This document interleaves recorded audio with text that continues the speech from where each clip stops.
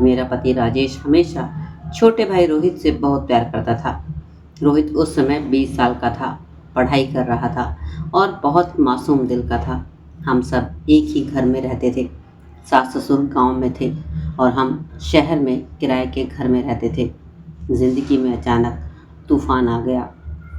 एक हादसे में मेरे पति की मृत्यु हो गई।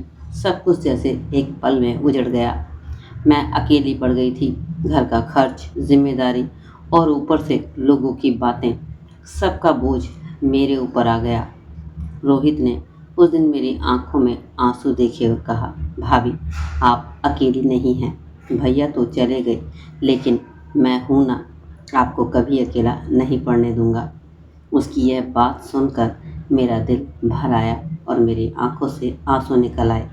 सच कहूँ तो मैं डर भी गई थी। रात को अकेले सोने में भी डर लगता था। रोहित ने कहा, भाभी आप मेरे कमरे में सो जाइए। छत वाला कमरा आपके लिए असुरक्षित है। घर में सिर्फ हम दो ही लोग हैं। मुझे आपकी सुरक्षा की बहुत चिंता रहती है। उसकी बात में सच्चाई थी। उसने बड़े ही सम्मान के साथ मेरी देखभाल शुरू कर दी। रात को मेरे लिए बाहर से खाना लाता। मेरे देवर के पास कोई भी काम नहीं था, इसलिए दिन में वो नौकरी ढूंढने के लिए निकलता। उसकी आंखों में हमेशा अपनी भाभी के लिए इज्जत और जिम्मेदारी झलकती थी। कुछ ही दिनों में मोहल्ले के कुछ लोग ताने देने लगे, वो औरत अपने देवर के साथ अकेली रहती है, और ना जाने कैसी कैसी बातें हमें सुनाने लगे। कहने लगे ये ठीक नहीं। ऐसी बातें सुनकर मेरा दिल रोने लगता। मैंने रोहित से कहा, लोग क्या कहेंगे। उसने बहुत शांति से जवाब दिया, भाभी लोग तो भगवान को भी नहीं छोड़ते, तो हम तो फिर भी इंसान हैं। हम सच्चे हैं और हमें डरने की कोई ज़रूरत नहीं।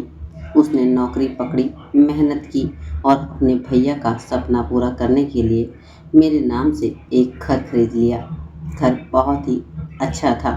भाभी यह वह घर भैया का सपना था। आप इस घर की आज से मालकिन हैं।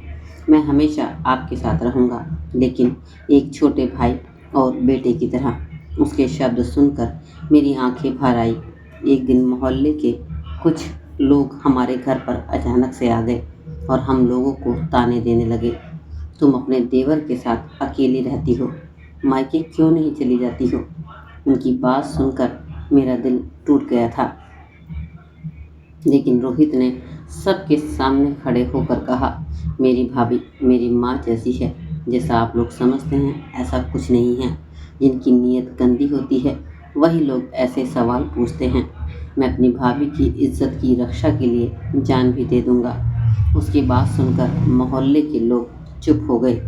उस दिन मुझे एहसास हुआ कि जिन रिश्तों में सम्मान और सच्चाई होती है वहाँ किसी को भी कैसी भी सफाई देने की ज़रूरत नहीं है और ना ही किसी का उंगली उठाने का हक नहीं होता।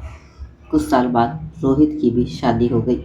उसने अपनी पत्नी से भी कहा, मेरी भाभी मेरी माँ जैसी है और मैं उनका बहुत ज़्यादा सम्मान करता हूँ। आप भी उसका बहुत सम्मान करना।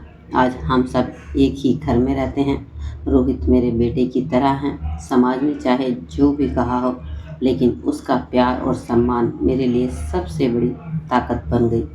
कहानी का जो संदेश है वो ये है कि लोग क्या कहेंगे कि डर से अपनी ज़िंदगी मत जिए। रिश्ते खून के नहीं दिल के होते हैं। अगर नीयत साफ है तो दुनिया चाहे कुछ भी कहे, सच्चाई हमेशा जीतती है। तो दोस्तों ये थी एक छोटी सी कहानी। आपको कहानी कैसी लगी, आपको कहानी से क्या शिक्षा मिली, आप भी अपनी राय कमेंट सेक्शन में ज़रूर बताइए। वीडियो अच्छी लगी तो लाइक कीजिए और चैनल को सब्सक्राइब ज़रूर कर लेना। लाल कलर का बटन है उसको दबा दें। उसको दबाने का आपका एक भी पैसा नहीं लगने वाला है और मुझे आपका बहुत सारा प्यार और सपोर्ट मिल जाएगा। तो जल्दी से सब्सक्राइब के बटन को दबा दें।